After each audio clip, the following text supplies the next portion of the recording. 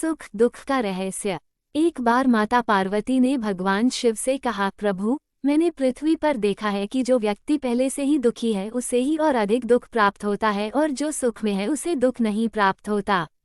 महादेव ने इस बात को समझाने के लिए माता पार्वती को धरती पर चलने के लिए कहा और दोनों ने मनुष्य रूप में पति पत्नी का रूप लिया और एक गांव के पास डेरा जमाया। शाम के समय उन्होंने माता पार्वती से कहा, हम मनुष्य रूप में यहाँ आए हैं, इसलिए यहाँ के नियमों का पालन करते हुए हमें यहाँ भोजन करना होगा। इसलिए मैं भोजन सामग्री का प्रबंध करता हूँ, तुम भोजन बनाओ। उनके जाते ही माता पार्वती रसोई में चूल्हे को बनाने के लिए बाहर से ईंटें लेने गईं और गांव में कुछ जर्जर हो चुके मकानों से ईंटें लाकर चूल्हा तैयार कर दिया। चूल्हा तैयार होते ही शिवजी वहां पर बिना कुछ लाए ही प्रकट हो गए।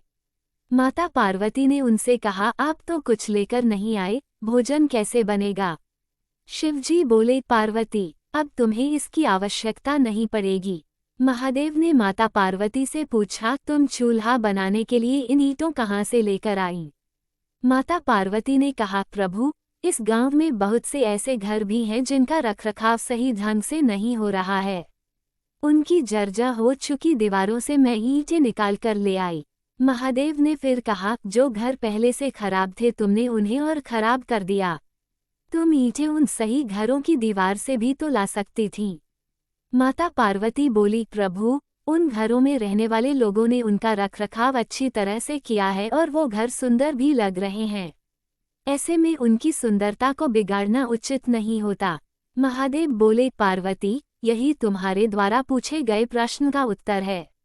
जिन लोगों ने अपने घर का रखरखाव अच्छी तरह से किया है, यानी सही कर्मों से अपने जीवन को सुंदर बना रखा है, उन लोगों को दुख कैसे हो सकता है? मनुष्य के जीवन में जो भी सुखी है वो अपने कर्मों के द्वारा सुखी है और जो दुखी है वो अपने कर्मों के द्वारा दुखी है।